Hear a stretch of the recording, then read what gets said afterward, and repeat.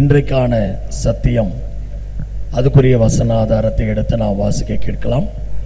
லூக்கா எழுதின சுவிசேஷம் 15ஆம் அதிகாரம் 8ஆம் வசனத்திலிருந்து 10ஆம் வசனம் வரைக்கும் நாம் சத்தியங்களை வாசிக்கலாம். அன்றியும் ஒரு ஸ்திரீ 10 வெள்ளிக்காசை உடையவளாயிருந்து அதில் ஒரு வெள்ளிக்காசு காணாமற் போனால் விளக்கை கொளுத்தி வீட்டை பெருக்கி அதை கண்டுபிடிக்கிற வரைக்கும் ஜாக்கிரதையாய் தேடாமல் இருப்பாளோ?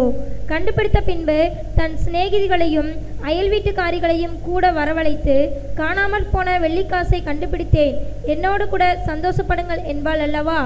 அதுபோல மனம் திரும்புகிற ஒரே பாவி நிமித்தம் தேவனுடைய தூதருக்கு முன்பாக சந்தோஷம் உண்டாயிருக்கிறது என்று உங்களுக்கு சொல்லுகிறேன் என்றார். ஆமென். ஆண்டவராகிய இயேசு ஊழியம் செய்த நாட்கள்ல அநேக உவமைகளை பேசியிருக்கிறதை நாம் பார்க்கிறோம். இந்த உவமைகள் அதெல்லாம் ரொம்ப ஆழமான கருத்துக்களை உடைய, ஆழமான சத்தியங்களை உடைய உவமைகளாக இருக்கிறது. அதுலேயும் குறிப்பாக பரலோக ராஜ்யத்தோடு தொடர்புடைய உவமைகளை தான் ஆண்டவர் அதிகமாக பேசியிருக்கிறார்.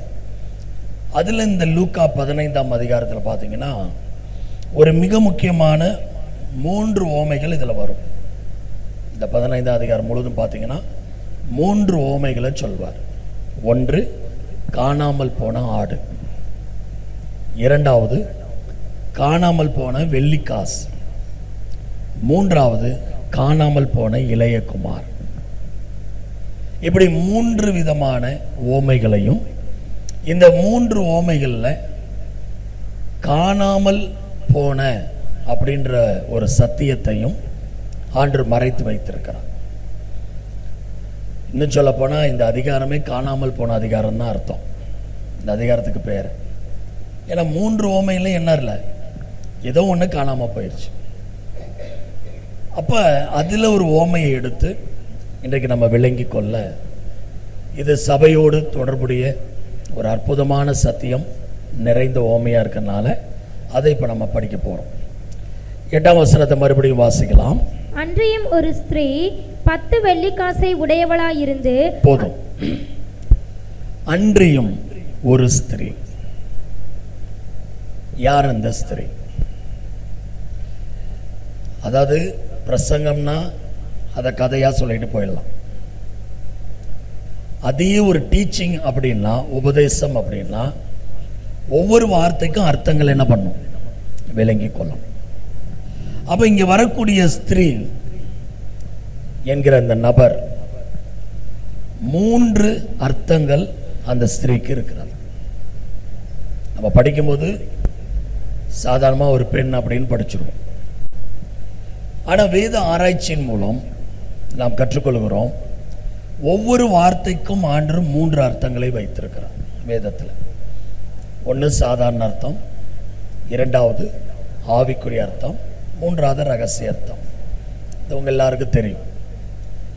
ஆனால் ஒவ்வொரு வார்த்தைக்கும் இந்த 3 அர்த்தங்களை எத்தனை பேர் கண்டுபிடிப்பீங்க? ஒவ்வொரு வார்த்தைக்கும் அதுக்கு பயிற்சியெல்லாம் கொடுத்துருக்குறாங்க, பண்ணிட்டு இருக்கிறீங்க, ரொம்ப சந்தோஷம். இது ஏன் ஒவ்வொரு வார்த்தைக்கும் 3 அர்த்தம் கண்டுபிடிச்சு தான் பைபிள் படிக்கணுமான்னு கேட்டால், அப்போ தான் வேதத்தை கிரமமாக விளங்கி கொள்ள முடியும்.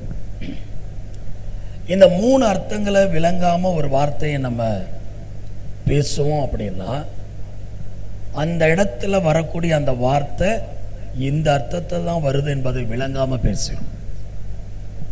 அப்போ இங்கே ஸ்திரீ அப்படின்னோடனே நமக்கு என்ன தோணுது? ஒரு பெண், ஒரு பெண்ணை குறிக்குது அப்படின்னு தான் நமக்கு தோணுது. ஆனால் ஆண்டவர் எப்போதுமே சாதாரண புரிதலோடு ஒரு ஓமையை சொன்னாலும் அதுக்குள்ள கண்டிப்பாக ஆவிக்குரிய அர்த்தங்களை, ரகசிய அர்த்தங்களை வச்சிருப்பார். சாதாரண மக்களுக்கு இது ஒரு கதை மாதிரி தெரியும். ஆனால் ஆவிக்குரியவங்களுக்கு இதுக்குள்ள ஏதோ ஒரு ரகசியம், சபையோடு சம்பந்தப்பட்ட ரகசியம் இருக்கிறது. அப்ப ஸ்திரீ என்றாலே 3 அர்த்தம். ஒன்று, சாதாரண அர்த்தத்தில் பெண். ஆவிக்குரிய அர்த்தத்தில் ஸ்திரீ என்றால் சபையை குறிக்கிறது. ரகசிய அர்த்தத்தில் ஸ்திரீ என்றால் மணவாட்டியை குறிக்கிறது. அப்ப இந்த ஸ்திரீ அப்படின்னு இங்க வரும்போது கண்டிப்பா இந்த ஓமை நம்மோடு மிகவும் நெருங்கிய தொடர்புடையது. சபையோடும் மணவாட்டியோடும் ரொம்ப நெருக்கமான தொடர்புகள் இந்த ஓமையில் இருக்கிறதுனால நம்ம வார்த்தையா விளங்க வேண்டியது அவசியமா இருக்கு.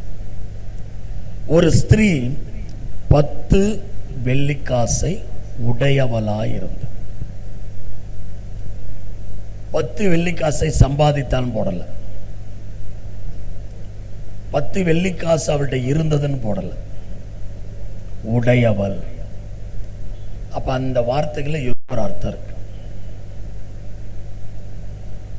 அப்ப இது புரியணும்னா, இந்த ஓமை நமக்கு புரியணும்னா, யூதர்களுடைய கலாச்சார பின்னணி, அவங்களுடைய வாழ்க்கை முறை நமக்கு புரிஞ்சாதான் இந்த ஓமை நமக்கு நல்லா விளங்கும். இல்லைன்னா இதை ஒரு கதை மாதிரி என்ன பண்ணிட்டு போயிடுவோம், படிச்சு இவ்வளவுதானா அப்படின்னு நம்ம போயிடும். அவங்களுடைய பேக்ரவுண்ட் கலாச்சார பின்னணி படிக்கும்போது இந்த ஓமை எந்த அளவுக்கு முக்கியம் என்பதை நம்ம புரிந்து கொள்ளலாம்.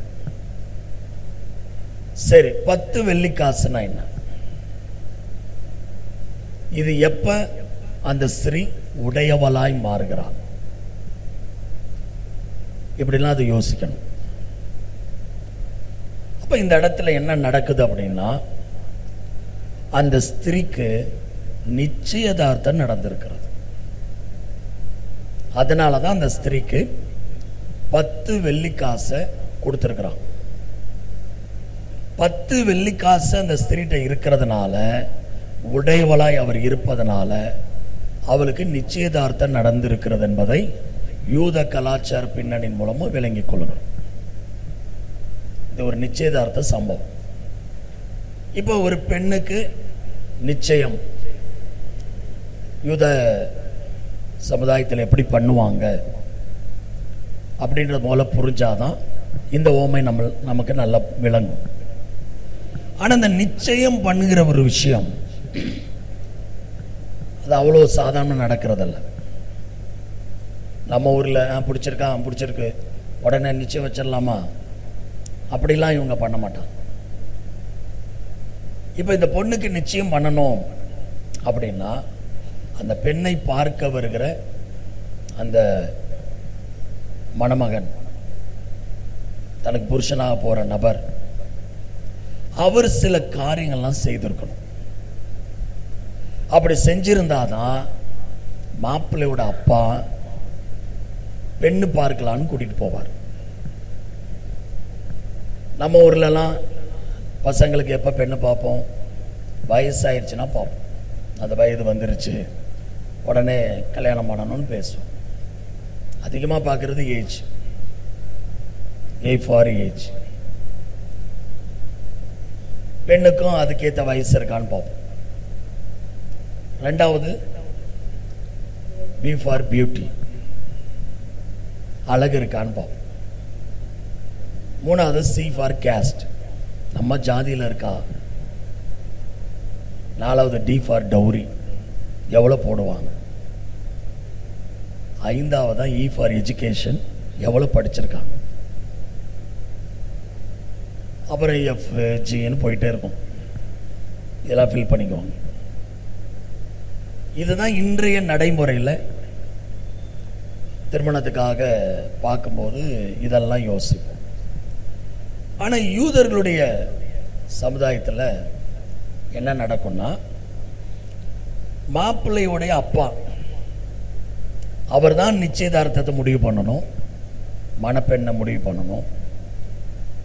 அவர் தான் நிச்சயத்துக்கு போகலான்னு கூட்டிகிட்டு போகணும். பெண்ணை உனக்கு நிச்சயம் பண்ணுறேன் வா அப்படின்னு கூட்டிகிட்டு போகணும்.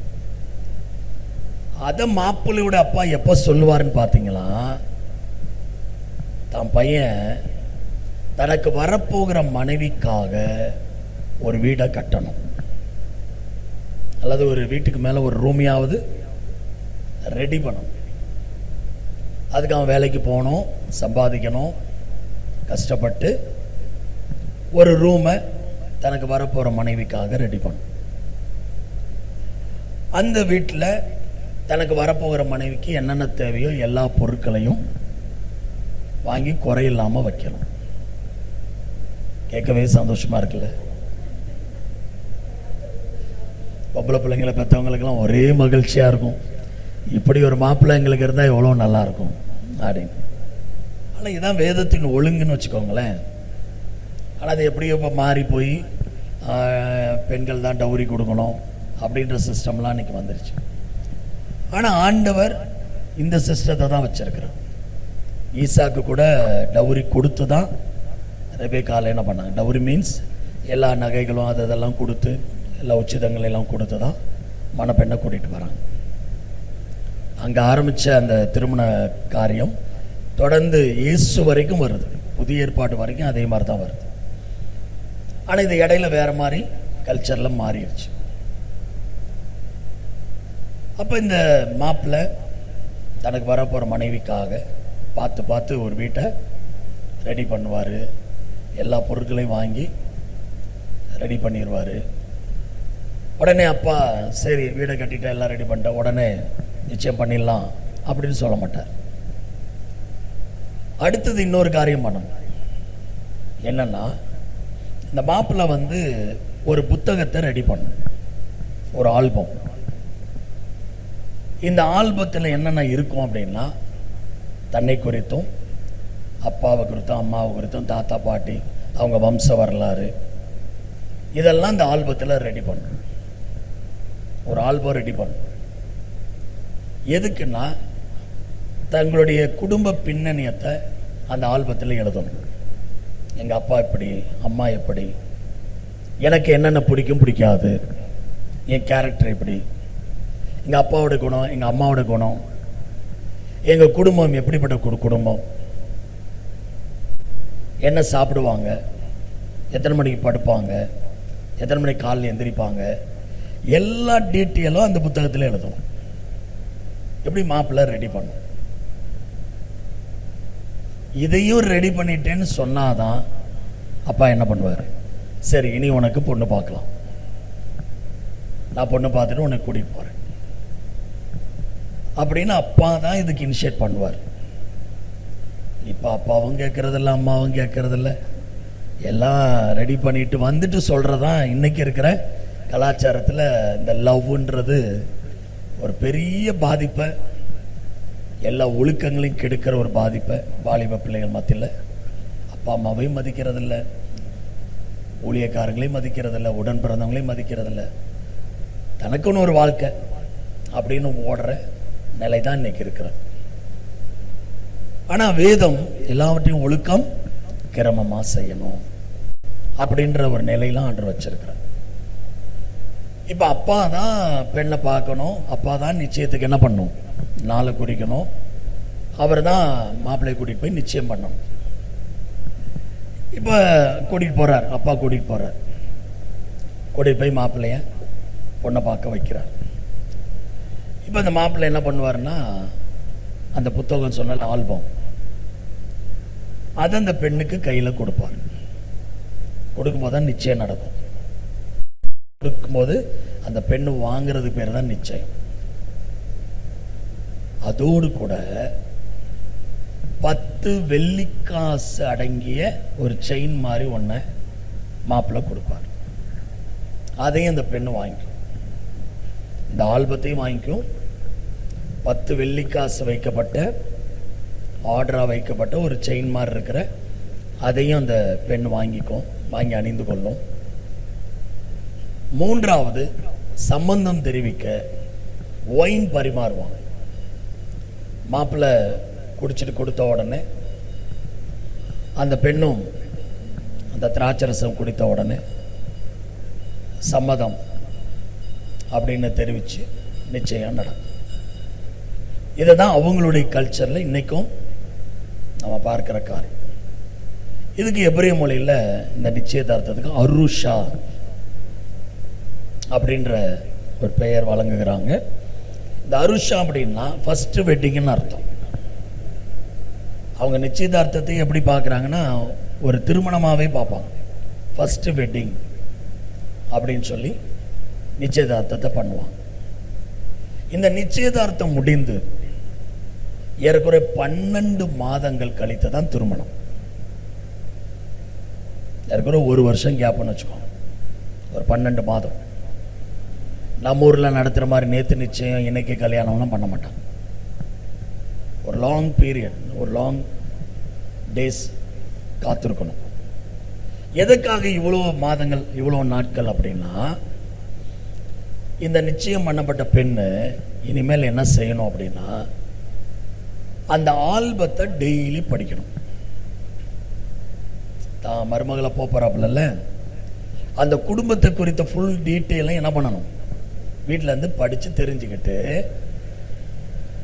தான் மருமகளா போகிற அந்த குடும்பத்துக்கு ஏற்ற மாதிரி தன்னை மாற்றிக்கொள்ள வேண்டும். அதுக்கு தான் 12 மாதம். எக்ஸாம்பிள், மாப்பிள்ளை வெஜ்ஜு தான் சாப்பிடுவார், இந்த அம்மா நான்வெஜ்ஜு தான் சாப்பிடும்னா 1 வருஷத்தில் ப்ராக்டிஸ் பண்ணி நான்வெஜ்ஜை விட்டுட்டு இந்த அம்மாவும் வெஜ்ஜு சாப்பிட பழகணும். கண்டிப்பாக எப்போதுமே ஒத்து வராது. மாப்பிள்ளையும் பெண்ணும் ரெண்டு துருவங்கள், ஒத்து வர்றதே கஷ்டம்.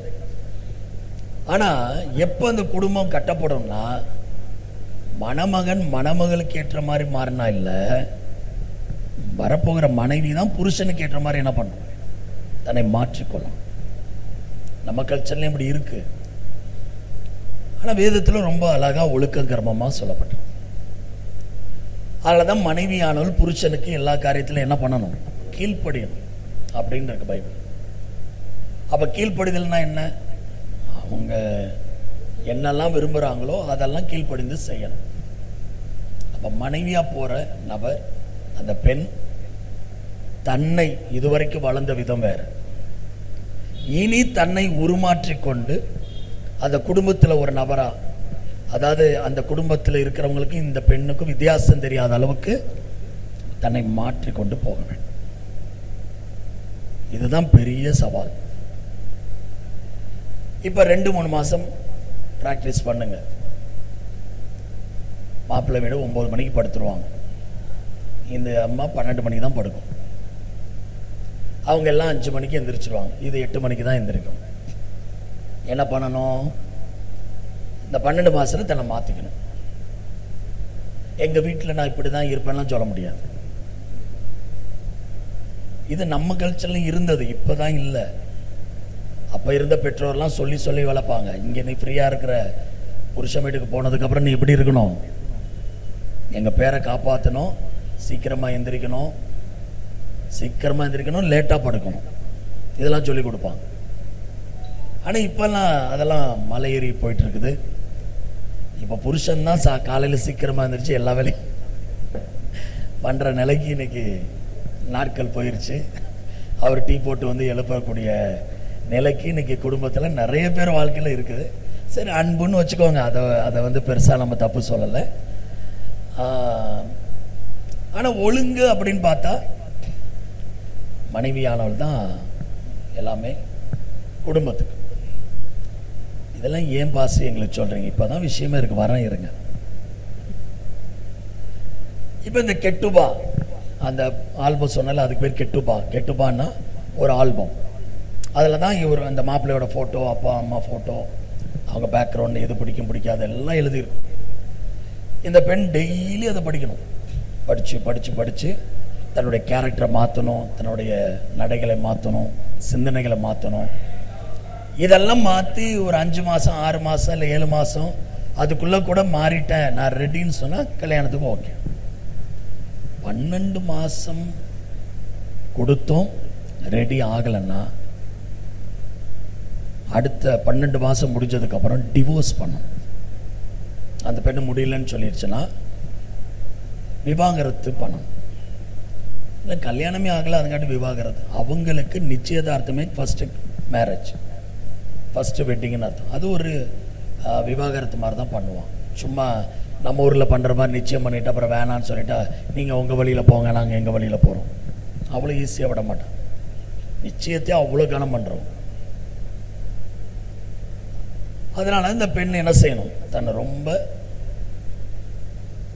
மாற்றி உருமாற்றி அந்த வீட்டுக்கு போகிறதுக்கு எல்லா தகுதியும் அடையிறதுக்கு நிறைய பிரயாசப்படும். இது லிட்ரலாக இன்னைக்கு யூதர்களுடைய சமுதாயத்தில் நடக்குது. இது அப்படியே எடுத்து சபையோடு ஆண்டவர் இணைக்கிறார்.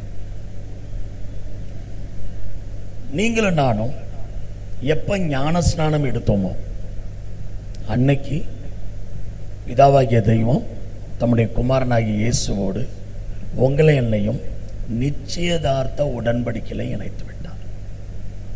நமக்கு இயேசுக்கு என்ன முடிஞ்சிருச்சு? ஞானஸ்நானம் எடுத்திருந்தா நிச்சயம் முடிஞ்சிருச்சு. இன்னும் மேரேஜ் நடக்கல, நிச்சயம் நடந்துருச்சு. இப்போ நான் சொன்னேன் பார்த்தீங்களா, மாப்பிள்ளை வந்து ஒரு வீடை கட்டணும், எல்லாம் ரெடி பண்ணணும், அப்போ தான் நிச்சயம் நடக்கும், எல்லாரும் நிச்சயதார்த்தத்துக்கு வருவாங்க, இதெல்லாம் பார்த்தோம்ல. இப்போ இயேசு நமக்காக போய் ஒரு இடத்தை ஆயத்தம் பண்ணியிருக்கிறார். யோவான் 14:2 வாசிங்க. யோவான் 14:2.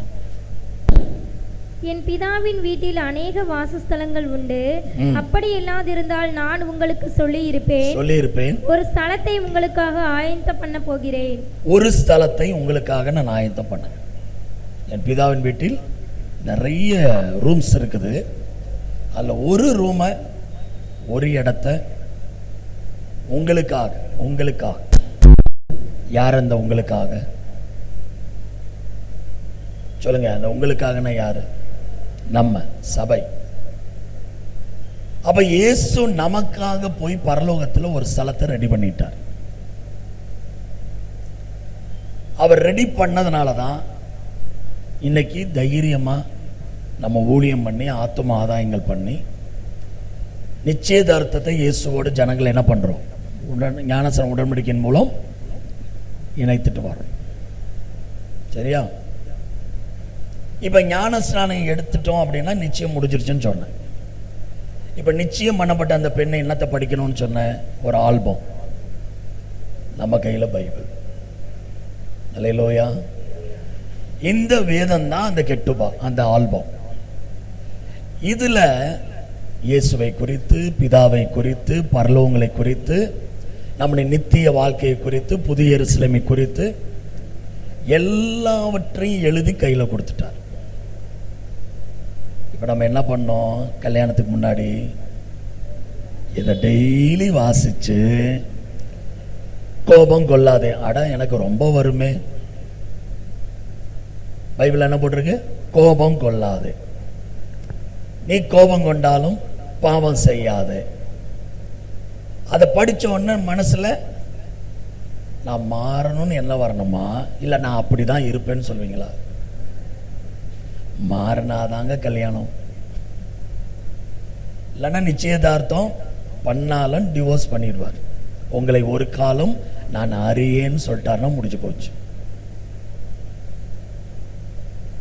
இப்ப நிச்சயம்ன்றது ஃபர்ஸ்ட் வெட்டிங் சொன்னல, அதுவே ஒரு திருமணம் சொன்னல.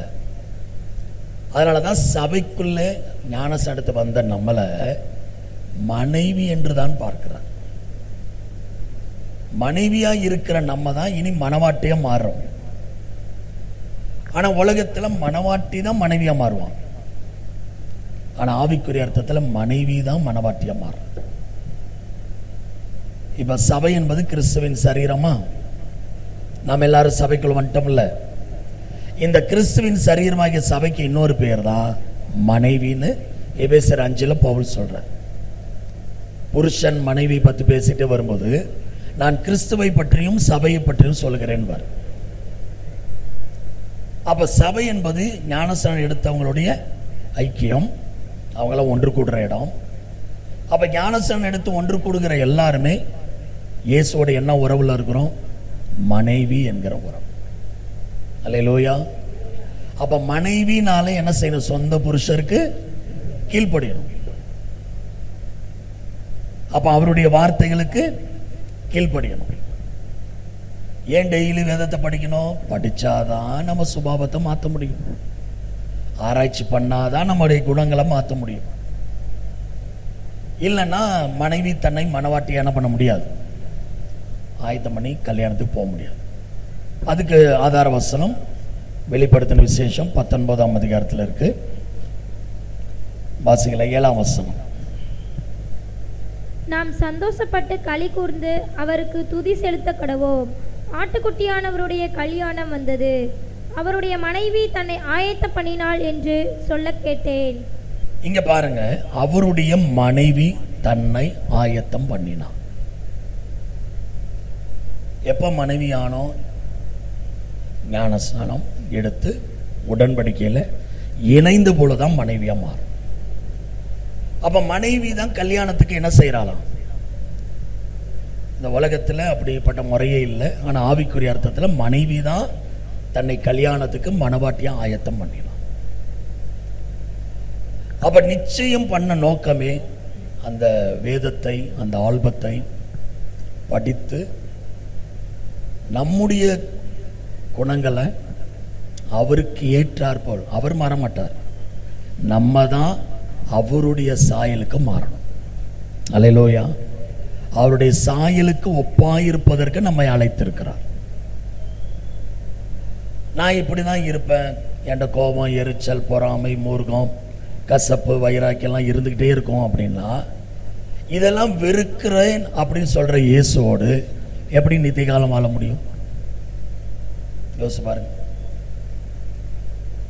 நிறைய பேர் நினைக்கிறாங்க, நான் அப்படியே தான் இருப்பேன், ஆண்டவர் என்னை வந்து பரலோகத்துக்கு அப்படியே கூட்டிட்டு போயிடுவார். அப்படிலாம் முடியவே முடியாது.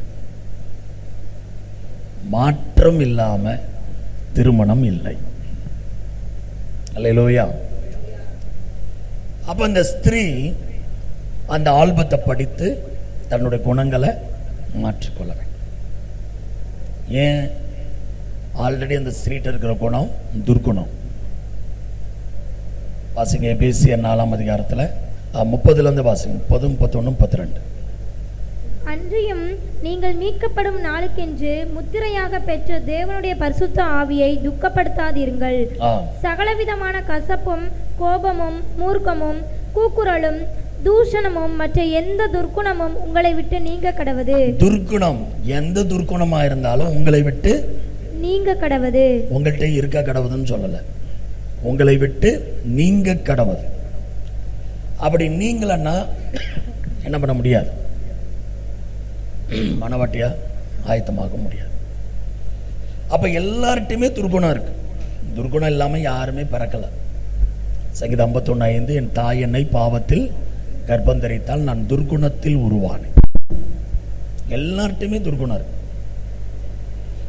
ஆனா எப்ப இந்த நற்குணமா மாறும்னு கேட்டீங்கன்னா, அப்போஸ்தலர் நடவடிக்கைகள் 17:11.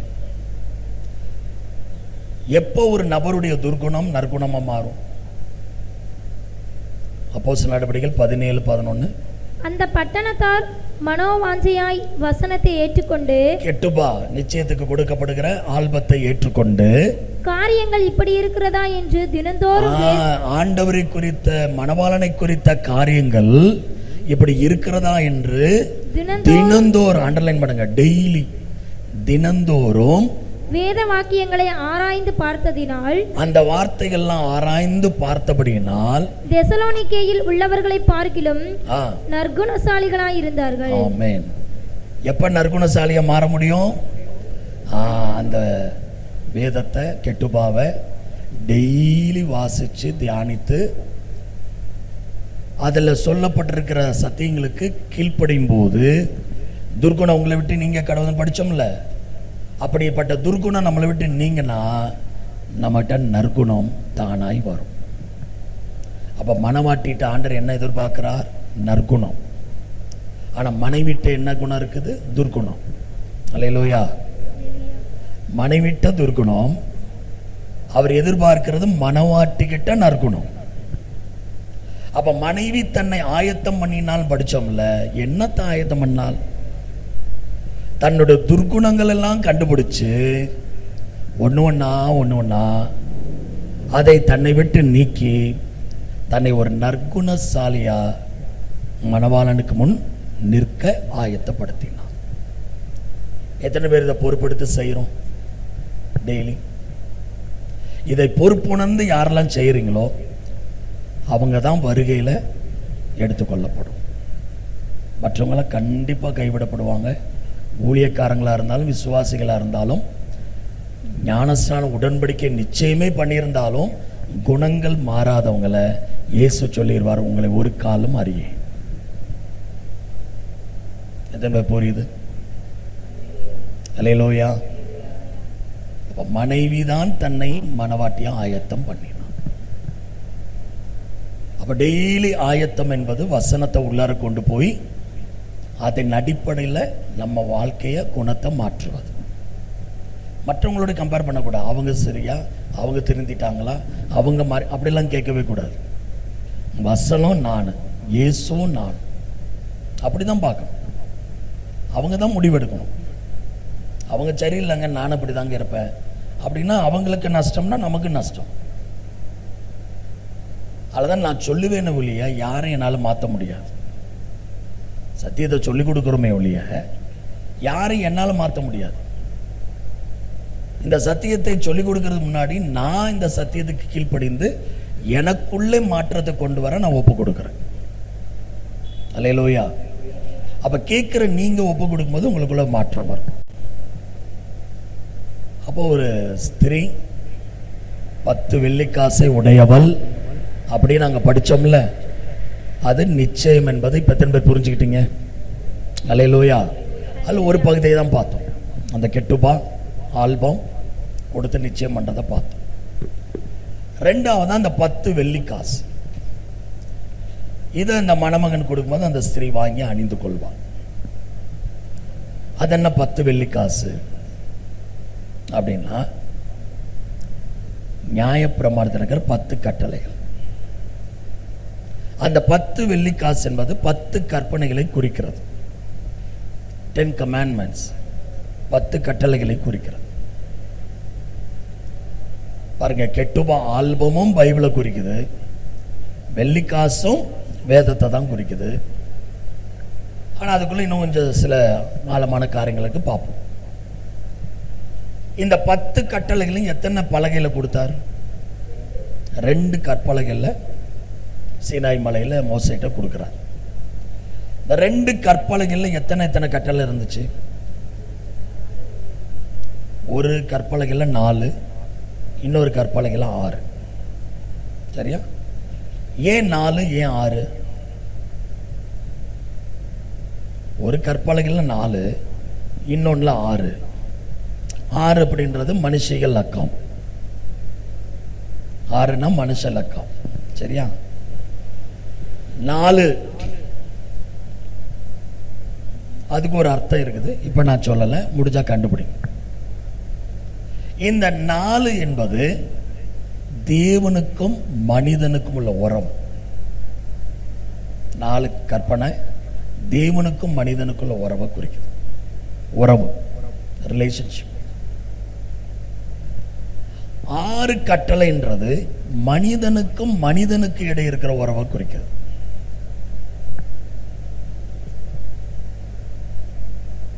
இப்ப இந்த 4 கட்டளை நம்ம எல்லாரும் ஒரு அளவு படிச்சிருக்கிறோம்.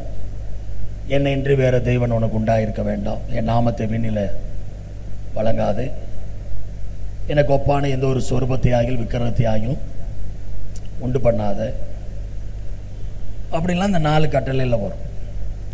இந்த பக்கம் 6 கட்டளையில் விபச்சாரம் பண்ணாத, கொலை செய்யாத, பிறர் மனைவியை இச்சியாத, பிறர் உடைமைகள் இச்சியாத அப்படின்னு ஒரு 6 கட்டளைகள் வரும். புதிய ஏற்பாட்டில் இந்த 4 சுருக்கி ஒன்னாக்கிட்டார், இந்த 6 சுருக்கி ஒன்னாக்கிட்டார், 2 கட்டளையாக கொடுத்துட்டார். இந்த 4 சுருக்கினா ஒன்னாயிடுது. எப்படின்னா, உன் தேவனாகிய கர்த்தரை முழு இருதயத்தோடும் முழு ஆத்மாவோடும் முழு மனதோடும் அன்பு கூறுவாய. எல்லாமே முடிஞ்சிருச்சு. 4 ஒன்னாயிடுச்சு. இந்த 6 ஒன்னாகுது பாருங்க. ஒன்னு நீ நேசிப்பது போல் பிறனையும் நேசி. முடிஞ்சு போச்சு. எப்படிங்க 10 கட்டளை 2 கட்டளையா மாறிச்சு? இப்படிதான். அந்த 2 கற்பனைகள் மாறல. அதுல எழுதின கட்டளைகளை என்னாக்கிட்டார்? சுருக்கி புதிய ஏற்பாடுல 2ஆ கொடுத்துட்டார். ஆனா அதை நீங்க எடுத்து எலாபரேட் பண்ணீங்கன்னா கண்டிப்பா 10 வந்துடும். பிரிச்சு பார்த்தீங்கன்னா உள்ளார அவ்வளோ இருக்கு. இதுல என்ன இன்னொரு பிரச்சனை பவுல் ரோமர்ல சொல்றாருன்னா, இந்த நியாயப்பிரமாணத்தில் 10 கற்பனைகள்ல ஒன்றில் தவறினால் எல்லாவற்றிலும் தவறினதுக்கு அடையாளம். இப்போ 10 கட்டளையில் 1 நான் கடைபிடிக்கலனாலும் 9 கடைபிடிச்சேன் அப்படின்னாலும் 1 மிஸ் பண்ணிட்டேன் அப்படின்னா மீதி 9லையுமே நான் ஃபெயில் ஆயிட்டேன்னு அர்த்தம். ஏன்னா இந்த 10 கட்டளை என்பது ஒன்னோடு ஒன்று தொடர்புடையது. ஒன்னையும் தனியாக மிஸ் பண்ணவே முடியாது. ஒன்று போச்சுன்னா எல்லாம் போனதுக்கு சமம். அதனால தான் அந்த 10 வெள்ளிக்காசுல 1 வெள்ளிக்காசு தொலைஞ்ச உடனே அந்த ஸ்திரீ கல்யாணத்துக்கு அன்ஃபிட், திருமணத்துக்கு தகுதி இல்லை, மணவாட்டி என்கிற வாழ்க்கைக்கு அந்த நபர் தகுதி இல்லை. ஏன்? நான் கொடுத்துட்டு போன இந்த 10 வெள்ளிக்காசை உன்னால் உத்தரவாதத்தோடு என்ன பண்ண முடியல, பாதுகாத்து வாழ முடியல. நீ பரல வந்து என்ன பண்ண போற? அதனால தான் இந்த ஸ்திரீ என்ன செய்யறா, ரொம்ப ஒரு காசு தான் போயிருச்சு, மீதி 9 இருக்கேன்னு அசால்ட்டா இல்லாம தொலைந்து போன 1 வெள்ளிக்காசுக்காக அதை தேடுறதுக்கு அவ்வளோ பிரயாசம் எடுக்கிறான். இது ஏன் வெள்ளிக்காசுன்னு வந்திருக்கு? தங்க காசுன்னு வந்திருக்கலாம், இல்லை வேற ஏதாவது ஒன்று வந்திருக்கலாம். ஏன் வெள்ளிக்காசு? வெள்ளி என்பதுக்கு 7 அர்த்தங்கள் இருக்கு பைபிள்ல. அதில் ஒன்று, வெள்ளி என்றால் ஆத்துமா. வெள்ளி என்பது ஆத்துமாவை குறிக்கிறது. ஒரு ஆத்துமாவை குறிக்கிற வார்த்தை தான் வெள்ளி. இயேசு எத்தனை வெள்ளிக்காசுக்கு காட்டி கொடுக்கப்பட்டார்? 30. யோசேப்பு, ஏன் இவங்கெல்லாம் வெள்ளியோட தொடர்புடையவங்களா இருக்காங்க? யோசேப்புக்கு அவளை வெள்ளி கொடுத்து வாங்கிட்டு போனான். அந்த காலத்தில் பழைய ஏற்பாட்டிலே இருக்குது, ஒரு ஆத்மாவுக்கு ஈடாக இத்தனை வெள்ளிகளை கொடுக்க வேண்டும். ஆண்டவர் வந்து வெள்ளியை வந்து ஆத்மாக்களோடு அதுக்கு சமமாக வச்சு பார்க்கிறார். அப்போ ஒரு வெள்ளிக்காசை தொலைஞ்சிருச்சு அப்படின்னா, இப்போதான் விஷயத்துக்கு வரோம். மறுபடியும் வாங்க, லூக்கா 15. ஒரு வெள்ளிக்காசு தொலைஞ்சிருச்சு. என்ன செய்யற அந்த ஸ்திரீ? விளக்கை கொளுத்தி வீட்டை பெருக்கி. அப்ப எங்க அந்த காசு தொலைஞ்சது? வீட்டுக்குள்ள. இப்ப அந்த வீடு தான் சபை. சபைக்குள்ள இருக்கிற ஒரு ஆத்துமா தொலைந்து விட்டது. ஒரு வெள்ளிக்காசு தொலைஞ்சிருச்சு. அது என்ன பாச? சபைக்குள்ள இருக்கிற ஒரு ஆத்துமா தொலைஞ்சிருச்சு. எப்ப தொலைந்தது அப்படின்னு பார்த்தீங்கன்னா, அங்கே ஆன்சர் இருக்குது, விளக்கை கொளுத்தின. அப்ப அதுக்கு முன்னாடி என்ன இருந்தது? இருள். இருட்டுல தொலைஞ்சிருச்சு. இந்த இருள் என்பதற்கு என்ன அர்த்தம்னா பாவம்.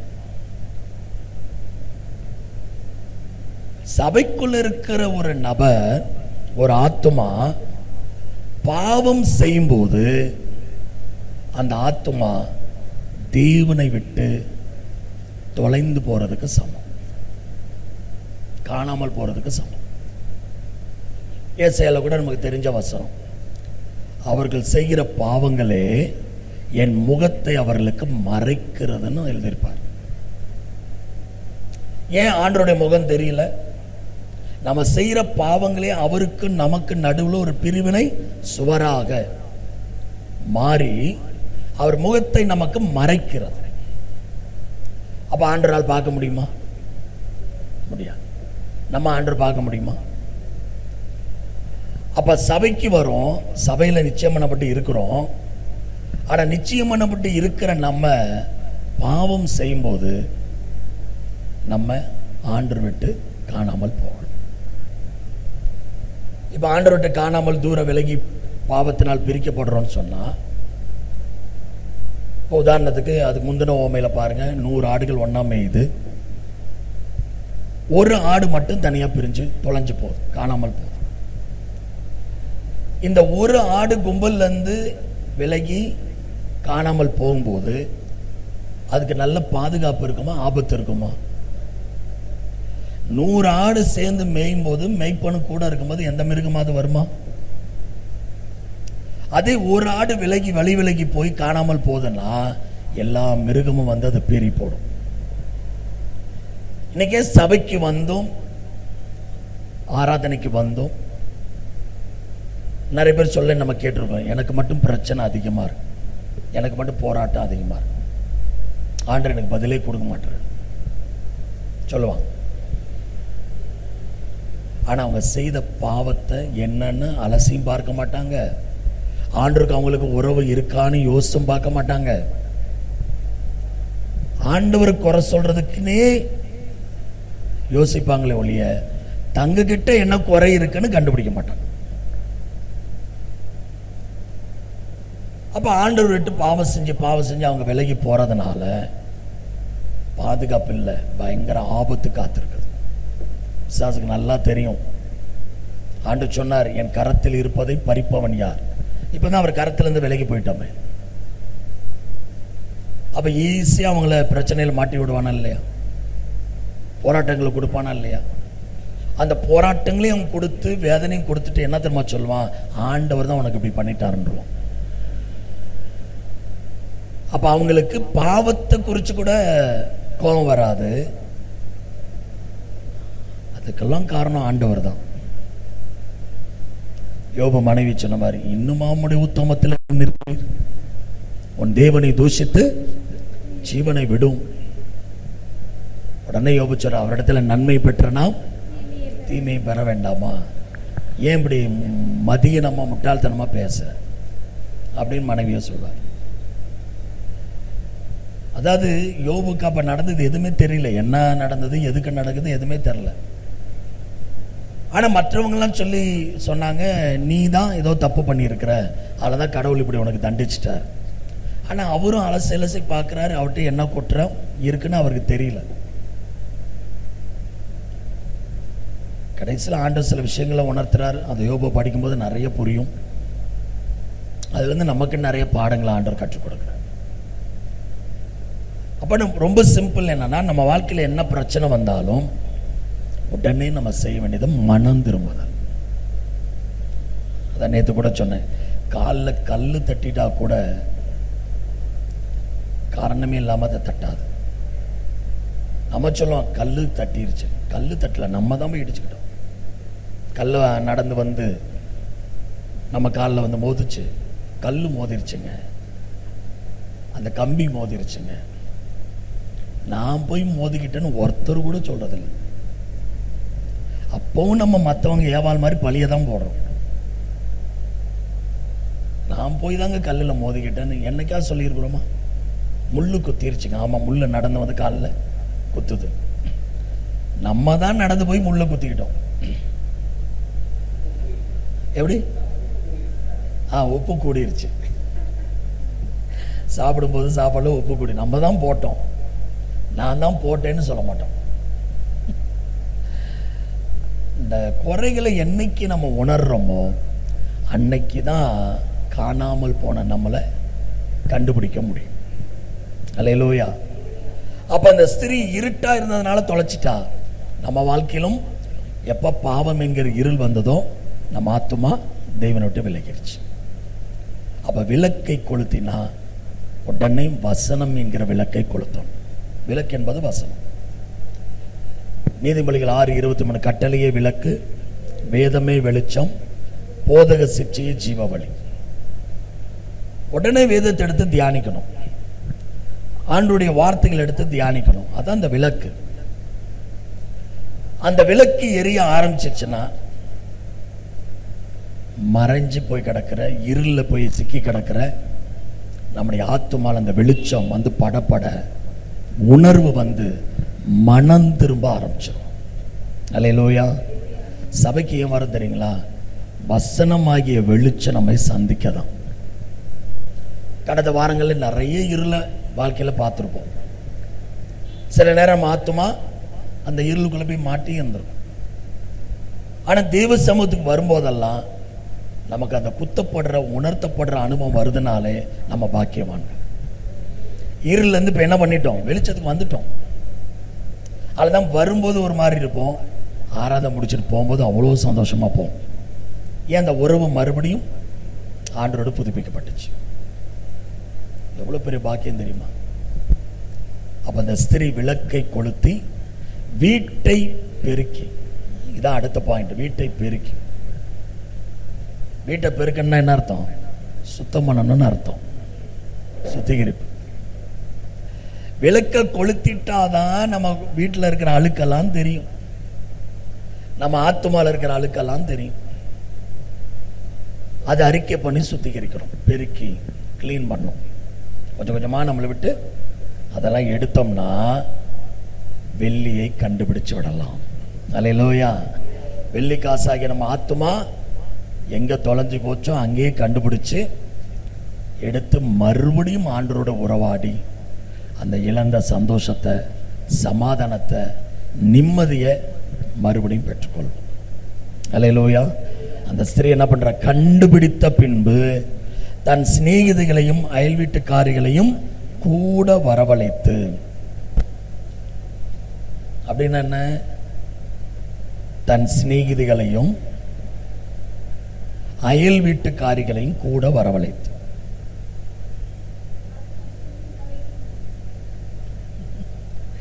சூப்பர்.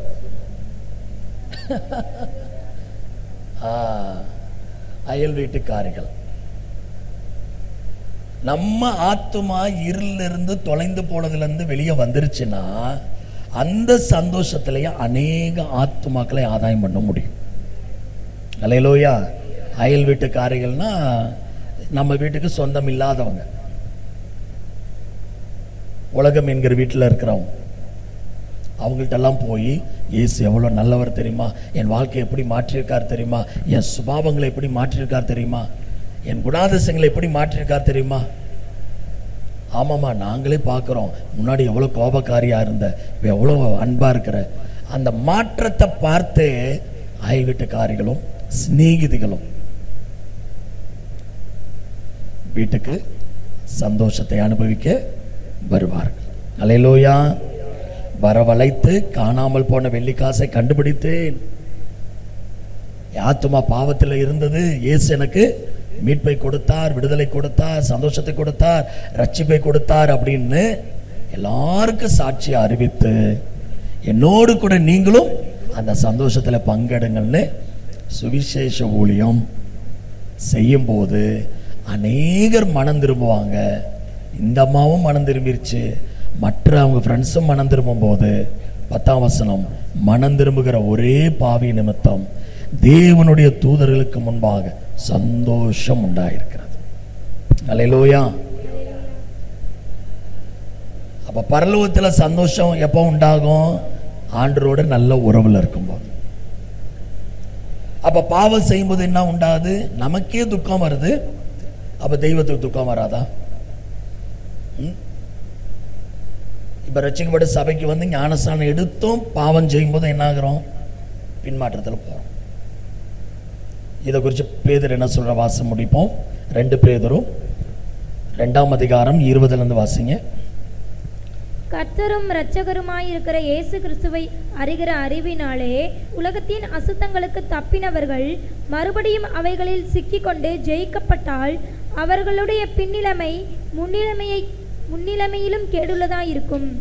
அவர்கள் நீதியின் மார்க்கத்தை அறிந்த பின்பு தங்களுக்கு ஒப்புவிக்கப்பட்ட பரிசுத்த கற்பனையை விட்டு விலகுவதை பார்க்கிலும் அதை அறியாதிருந்தார்களானால் அவர்களுக்கு நலமாயிருக்கும். 22. நாய் தான் கக்கினதை தின்னவும் கழுவப்பட்ட பன்றி சேற்றிலே புரளவும் திரும்பினது என்று சொல்லப்பட்ட மெய்யான பழமொழியின்படியே அவர்களுக்கு சம்பவித்தது. ஆமென். ரட்சிக்கப்பட்டு இயேசுவை அறிகின்ற அறிவினால உலகத்தின் அசுத்தங்களுக்கு தப்பினவர்கள் மறுபடியும் அவைகளில் சிக்கி ஜெயிக்கப்பட்டாங்கன்னா அவர்களுடைய பின்னிலைமை முன்னிலைமையோட மோசமா இருக்கும். அதுக்கு அவங்க அறியாமலே இருந்திருக்கலாம், அவங்க ரட்சிக்கப்படாமலே இருந்திருக்கலாம். நாய் தான் கக்கினது திரும்ப திங்கிறது போல விட்ட பாவத்தையும் மறுபடியும் செய்கிறாங்களே அப்படின்னு பேதுரு ரொம்ப, ஏங்க நாய் பண்ணின்னு வருது? இந்த துர்குணம் இருந்தால் மிருக குணம் வரும். இந்த துர்குணமும் மிருக குணமும் சேரும்போது நம்ம செய்த பாவத்தை திரும்ப திரும்ப செய்யும். மிருகம் என்னைக்கா திருந்துமா சொல்லுங்க? நாய் கக்கிட்ட திங்காதன்னு 2 தடவை மிரட்டுங்க, திங்காம இருக்குமா? திருந்திருமா? திருந்தாதவங்க எல்லாம் மிருக குணம் உள்ளவங்க, திருந்துறவங்க மட்டும்தான் நற்குணம் உள்ளவங்க. அல்லேலூயா. மாற்றம், அவருடைய சாயலாக மாறணும், அவருடைய சரீரமாக மாறணும், அவருடைய எலும்புகளுக்குரியவரா, மாம்சத்துக்குரியவர்களா, அவருடைய அவயவங்களுக்குரியவர்களா நம்ம மாறணும். அப்போ தான் மனவாட்டியாக வரிகளை போக முடியும். பார்க்க சாதாரண ஓமை, ஆனால் அதுக்குள்ளே எவ்வளோ சத்தியங்கள் ஆவியானவர் மறைச்சி வச்சிருக்கிறார். எத்தனை பேர் பிரயோஜனமாக இருக்கு? அல்லேலூயா. அப்போ மனைவி தான் தன்னை மனவாட்டியாக ஆயத்தம் பண்ணுறா. அப்போ மனைவிட்ட துர்குணம் நிறையா இருக்கும். மனவாட்டியாக ஆயத்தம் பண்ணுறது எதுக்கு? அந்த துர்குணத்தெல்லாம் எடுத்துட்டு நற்குணமாக மாற்றுறதுக்கு. மனைவினா துர்குணம் இருக்கும், மனவாட்டினா நற்குணம் மட்டும்தான் இருக்கணும். அப்போ தான் வருகையில் மனவாட்டியை அழைத்து கொண்டு போவார். ஆட்டுக்குட்டியானுடைய கல்யாணத்தில் நம்மளை கொண்டு போய் உட்கார வைப்பார். அதனால் யார் மாறணும்? மற்றவங்க மாறணும்னு சொல்லாதீங்க, நான் மாற வேண்டும். அல்லேலூயா. என் சுபாவங்கள், என் குணங்கள், என் சிந்தனம் மாற வேண்டும். மற்றவங்களோடு கம்பேர் பண்ணக்கூடாது. அப்போ தான் ஒவ்வொரு நாளும் வெளிச்சத்திலே வாழ்ந்தோம்னா ஆத்மா தொலையாது, பாவத்தில் விழாது. வசனம் என்கிற வெளிச்சம், கட்டளைய விளக்கு அப்படின்னு பார்த்த மாதிரி நம்முடைய வசனம் கால்களுக்கு தீபமும் பாதைக்கு வெளிச்சமாக இருக்குன்னு சங்கீதக்காரன் சொன்ன மாதிரி ஒவ்வொரு நாளும் வசனம் என்கிற வெளிச்சத்தில் வாழ்ந்தோம்னா நம்ம இருட்டில் போய் காணாமல் போக வேண்டிய அவசியம் இல்லை. இருட்டில் போய் காணாமல் போனால் பிசாசு பீறிட்டு போடுவான், நிறைய பிரச்சனைகளை கொண்டு வருவான். அதுக்கு அவங்க ரட்சிக்கப்படாமலே இருந்திருக்கலாம் அப்படின்னு தான் பேதுரு சொல்கிறேன். ஏன் எனக்கு இவ்வளோ போராட்டம்னு கேட்குறாங்களே, ஆண்டரோடு சரியான உறவில் இருந்தால் பாதுகாத்திருப்பார். விலகி போனதுனால தான் இவ்வளோ பிரச்சனை. அப்போ ஆண்டர்கிட்ட இருந்தால் பாடுகள் வரதான் வரும். ஆனால் பாடுகள் வந்தாலும் காப்பாற்றுறவர் அவர் தான், விடுவிக்கிறவர் அவர் தான். ஆனால் அவரை விட்டு விலகி போயிட்டோம்னா யார் காப்பாற்ற முடியும்? அதனால் ஒருபோதும் நிச்சயம் பண்ணப்பட்ட நம்ம மாற மாட்டேன்னு அடம்பிடிக்காமல் ஒவ்வொரு நாளும் நான் மாறுவேன், என் ஆண்டவருக்குரிய நபராக நான் இருப்பேன் தீர்மானம் எடுங்க. கர்த்தர் நம்முடைய வாழ்க்கையை அளவில்லாமல் ஆசீர்வதித்து வருகளை நம்மை அழைத்து செல்வார். கண்களை மூடி நாம் ஜெபிக்கலாம்.